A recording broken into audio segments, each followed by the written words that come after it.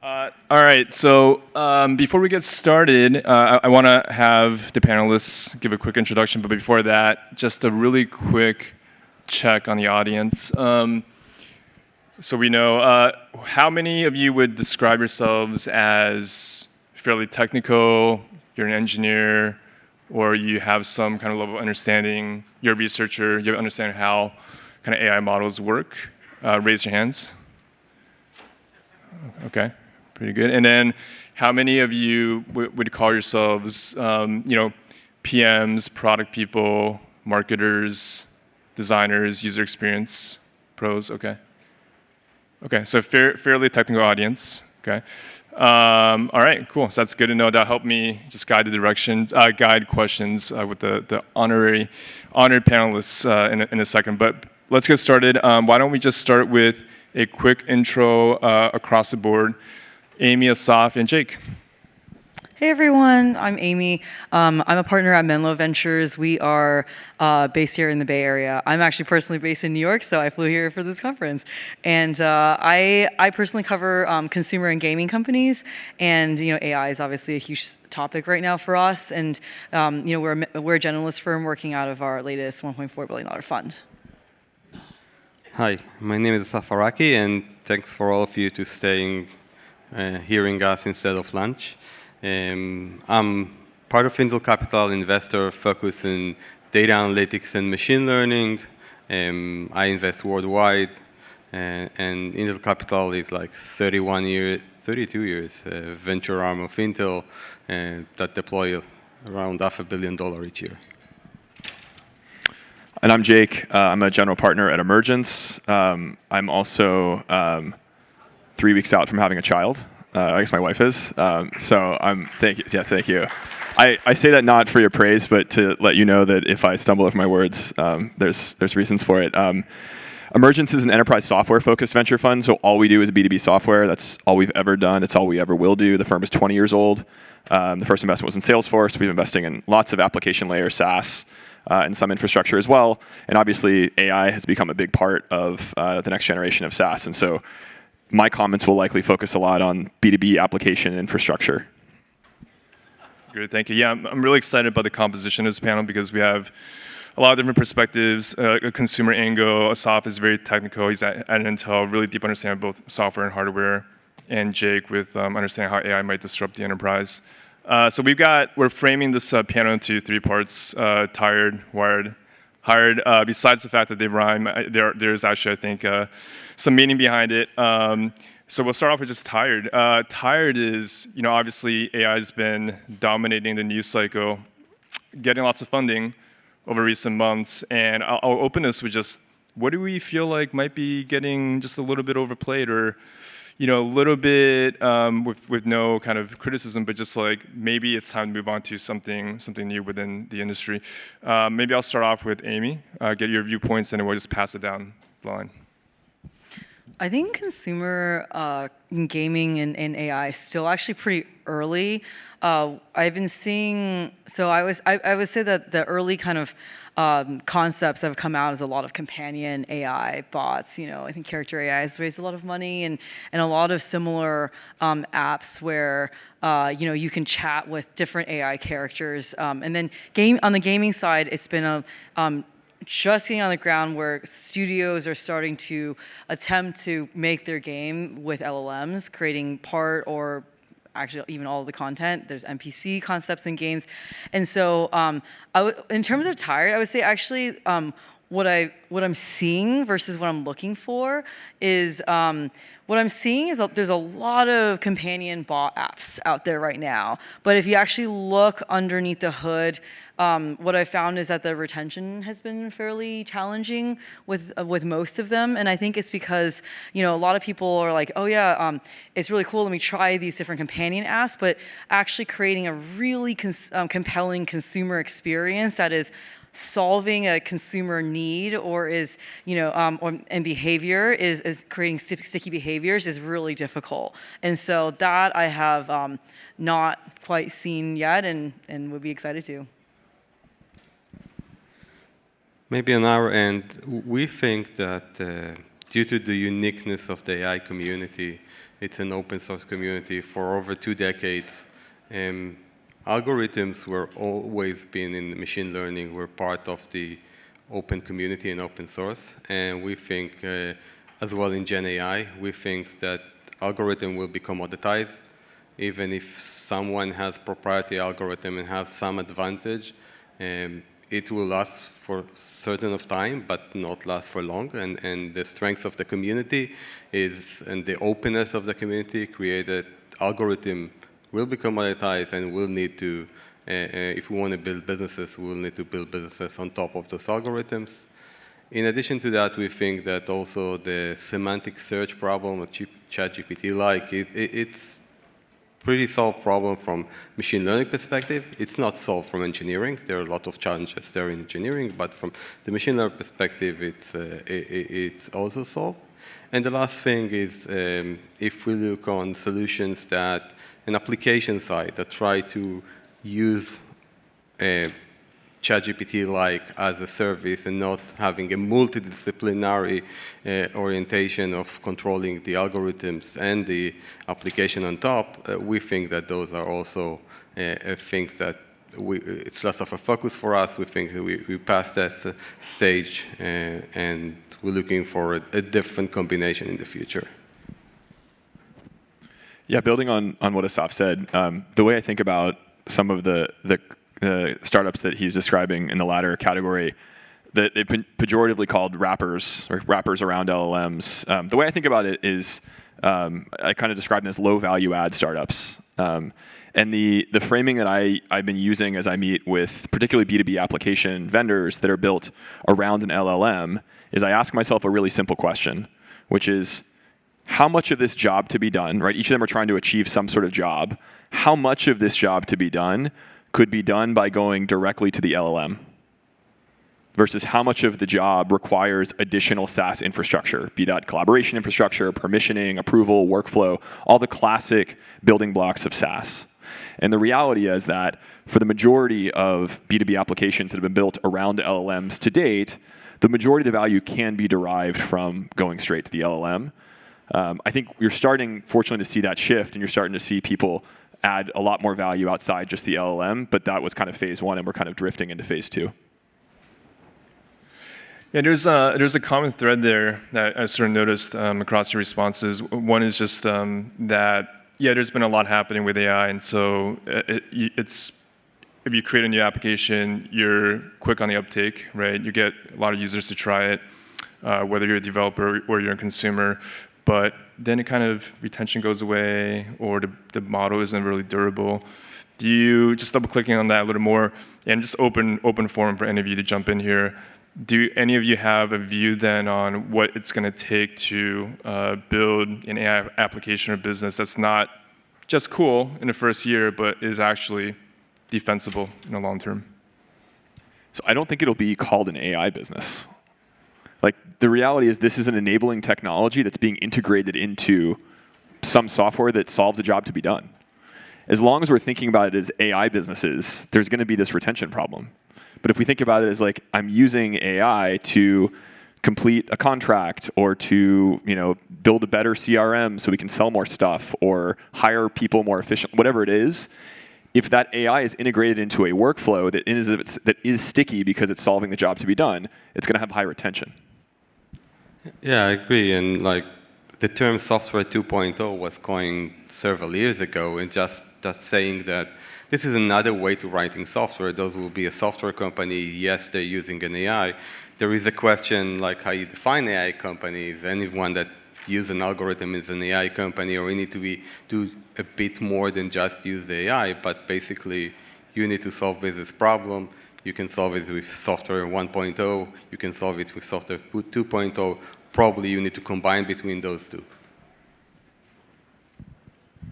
That's great. So that's a good segue to the next section of this talk, Wired, which is, what are some things that you think are overlooked that people aren't talking enough about? Where all of our panelists are just leaders in the industry in terms of investing in the next generation of breakthrough companies. So where are you looking to wire those funds to kind of grow the industry? So in consumer, my general take is that if you're just adding AI to, let's say you're looking at a social space, and you're just adding AI to a form factor that is already existing in, let's say, Instagram or one of the existing networks, then it probably isn't going to be a standalone product. So what I'm looking for in consumer is actually the creation of a new type of content that is like intrinsically and uniquely like made more interesting or possible with LLMs, and I think images probably just aren't it on the social side because it's just too easy to embed into like an existing network. But I think a interaction that is pretty interesting is when it's like multiplayer. So like an interaction that involves multiple people and NPCs in creating something together, whether it's playing a game together or interacting and like doing something together, is harder. It's harder to see that embedded in an existing platform like in Instagram or TikTok, etc. And I think that makes it more likely that a startup could actually take off and with that kind of wedge. And so I'm just giving you kind of this example as like what I might be looking for in consumer, because it's very, very difficult to actually to create a new like concept that isn't just kind of like copied by an incumbent, a few months later. So just to double click on that, do you see? So it sounds like applications or products are a little more experiential, participatory. Do you see any particular mediums for that you think would be especially interesting? Like, is it image-based, writing-based? Is it VR-related stuff? Any particular mediums or no? In content format, it can be really anything. It can be video. I mean, video obviously it was like the last form factor that that has dominated social interactions, with TikTok, and then everyone, mimicking that short form video. But it could be that, or it can be something more interactive.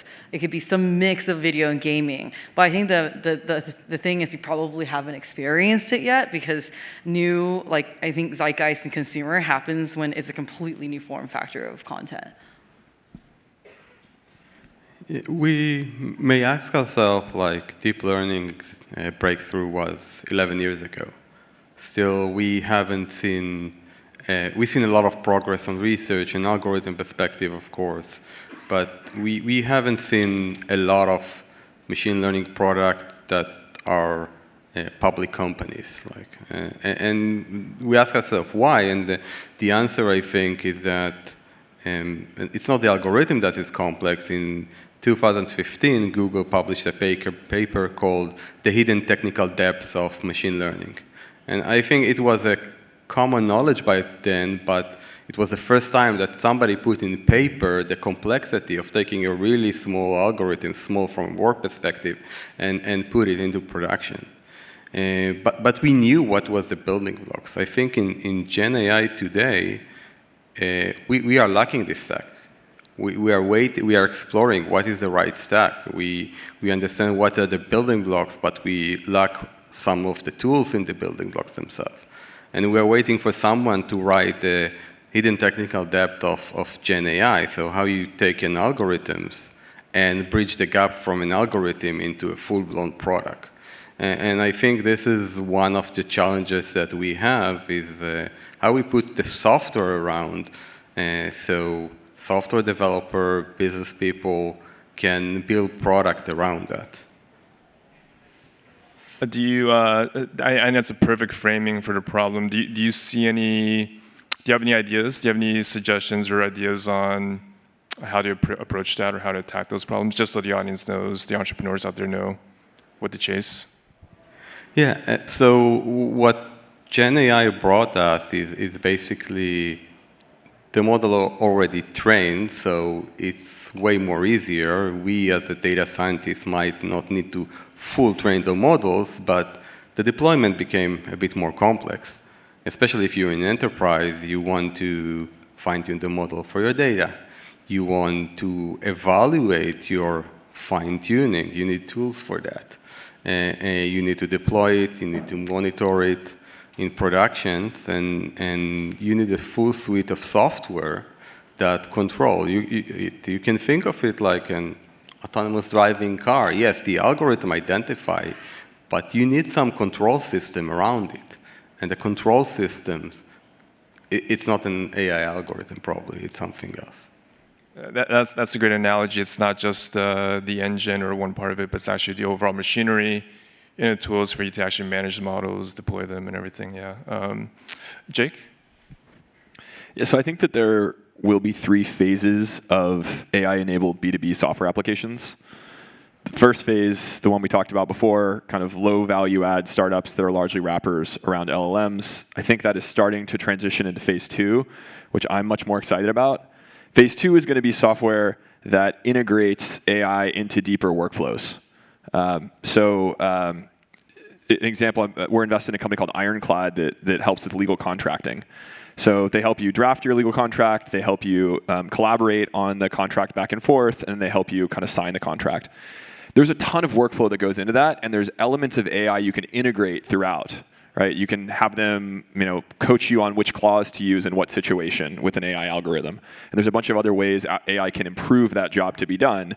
But the job to be done is a complex job to be done that requires lots of SaaS workflow outside of just a call to an LLM.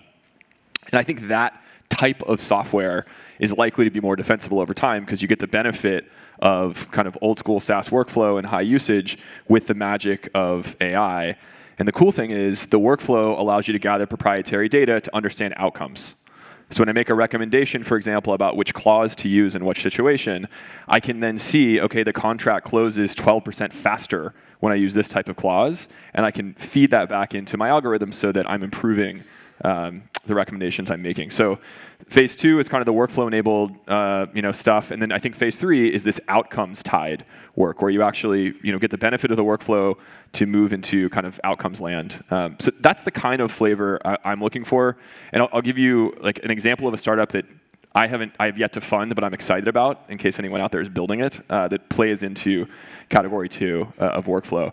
I'm a big believer that this software will be used in all sorts of writing applications, but I think domain-specific writing is likely going to require domain-specific applications.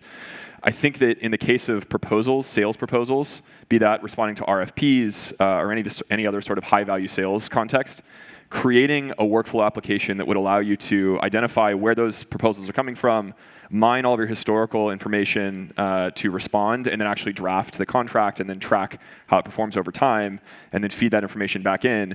That to me would be a really exciting idea because you're getting the benefit of some of the LLM stuff, but you've got a pretty complicated workflow that you need to build around it, which hopefully would make it more defensible.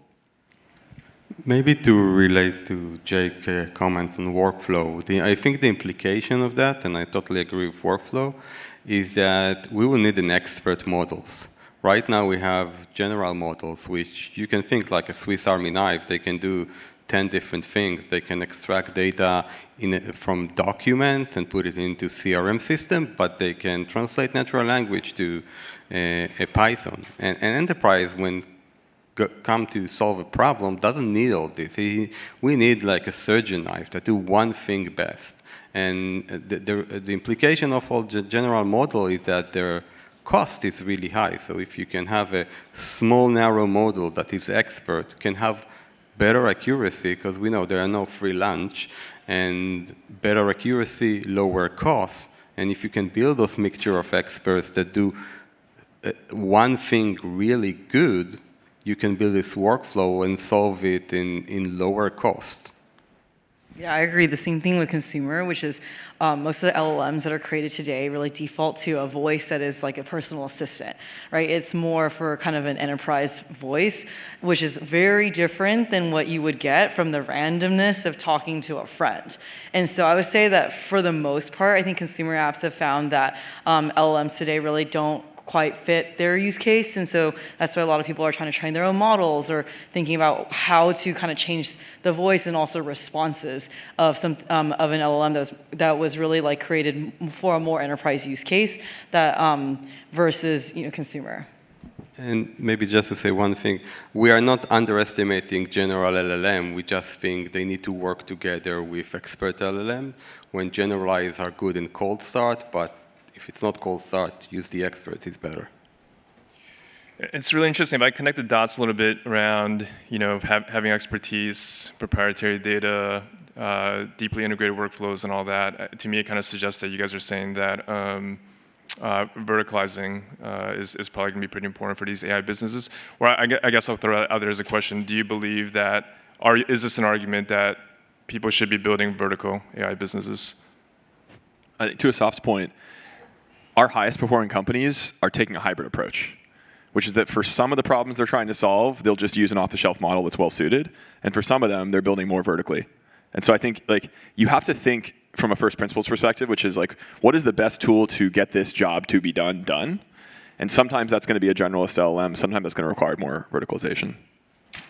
I totally agree. I think that our main focus is what we call full stack application. When I refer to full stack, we're saying that you have a domain expertise and you try to solve a business problem, but together with that, you have a capability in machine learning, LLM. You don't need to invent a model, but you need to be able to take a model and tweak it to your needs, maybe compress it, maybe fine-tune it for a specific data or task, and you need to combine and build a product that holistically looks on those two capabilities and make decision where to put what in order to have a greater value for the end customer. So as a quick follow-up, are there any verticals that you're particularly excited about, or are there even some of these horizontal opportunities? Because I think the answer is there's a little bit of both, right? But are there any verticals you're especially excited about, or horizontal opportunities where you do think there's a product that can serve across a lot of different things in a maybe less deeply integrated way? Well, I mean, the vertical side of things, like in B2B, one framing to use is what is a high-value task that has traditionally been very services-oriented, right? Part of the reason why you've seen so much buzz around legal for Gen AI in this early phase is because it's a high-value job, much of which can be automated away, not all of which, obviously. I know there are lots of lawyers that are angry at me for saying that, but I think, a lot of the drudgery I think we're already starting to see is getting taken away, and I think there's a lot of other services jobs. A lot of consulting jobs that have traditionally existed are likely to be augmented and eventually, in some cases, automated away. And so that's the framing that I've been using, which is what is a high-value job that has been very services-heavy historically, where more verticalization can be built. Great. And Okay. I'll add another one, which is in the gaming's vertical content creation is the most expensive part of that, and if you break that down, probably 3D modeling is the most complicated and time-consuming and most costly part of that in terms of just number of people hired. And so in gaming, I think kind of the holy grail is to find something that can actually create 3D assets, get you, let's say, 90% of the way there. There's a lot of people going after this problem right now, and I would say the models are not quite there in terms of producing, anywhere near production-ready assets. And then on the 2D generation side, it's fairly easy to do with LLMs, and so then there you have the problem of actually, the question of where's the moat, and actually the LLM gets you so far of the way, and honestly, most studios are just using, Midjourney, or they're using Stability and then building on top of them, it's actually difficult to understand how much someone would actually pay for a tool that does that. But and so that's the text to 3D space is what is really exciting. I love that. Just personally playing around with tools, I think you're totally right. I think it's hard to get production quality stuff. But even right now, you can find different tools for generating images, and then finding other tools to help extrude them into three-dimensional objects that are also not perfect, but for prototypes quite good. And how fast you can do it, I think, is what's remarkable. Okay, so we're going to go into the third section called Hired. Real quick, another quick audience poll. How many people would kind of categorize themselves as about to enter industry or start their career, or are in the early parts of their career? Okay, and then, we got a couple. How many of you are kind of in the middle of it? Okay. How many of you are really senior and really you should be up here teaching us? a lot of people. That's very helpful. So this last section, just real quick down the line. Maybe let's start with Jake and come back for this one. Just where do you see opportunities for people building their careers in this space, right? So I think the biggest opportunity right now, if I were directing a friend, is actually in UX. So I think that if you think about UX, the implications of generative AI on UX have been woefully under-discussed, right? So at least in software, WYSIWYG is the standard for UI today, right? That's what basically all SaaS is. But we now have this new paradigm of chat. And so asking the question of where should chat be part of the interface versus WYSIWYG, or where should a combination of those two things exist, is a really, really hard fundamental question that we have not wrestled with. And I think actually presents opportunities for startups to disrupt incumbents. Like one of the most popular topics is, okay, incumbents have a huge advantage in this wave versus previous tech waves because you can just integrate this stuff via an API. What's the opportunity for startups? I think in UX, there's a real one. So imagine a world where chat is a better form of UX for a CRM than a WYSIWYG. If that were true, then Salesforce would be in a lot of trouble. Not that they can't afford to hire a great UX designer, lots of them. It's that they've got this install base that's used to interacting with their software in a certain way.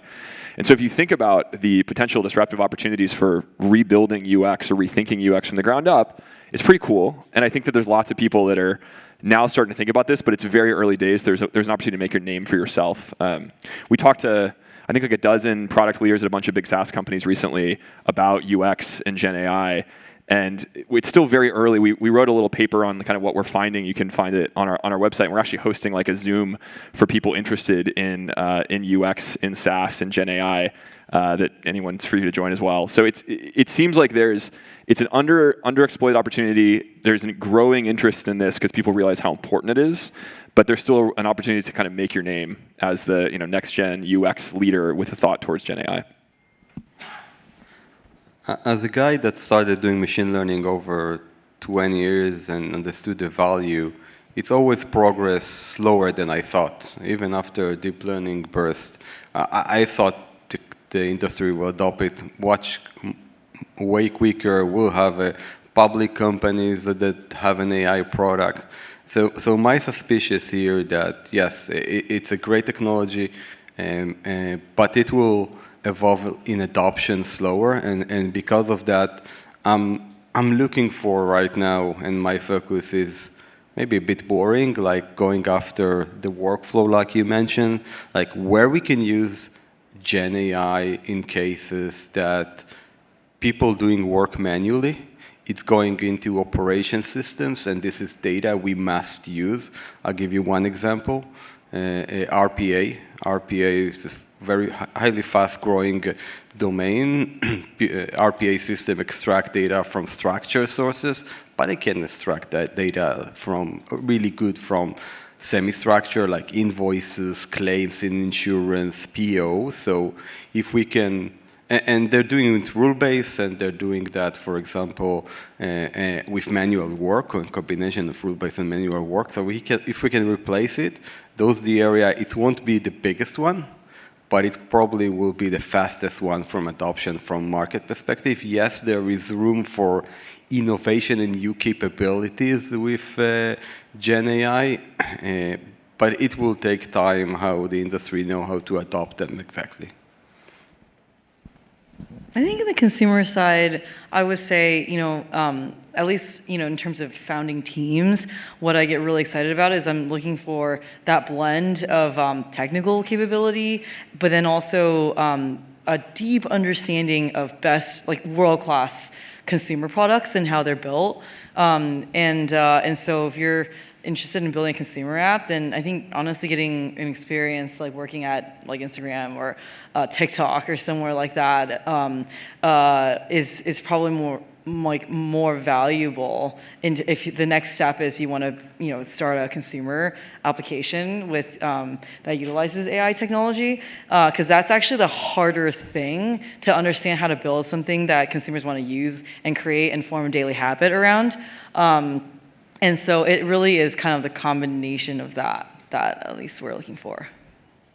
Great. So to sum up, a lot of work remaining to be done, as Assaf mentioned, but also as these technologies come to the fore and end applications, the end experience is going to matter a lot. So that's another rich area for leveling up and contributing to this industry. And so with that, I want to give the panelists a big round of applause for their contributions. Thank you. And thank you all for being here.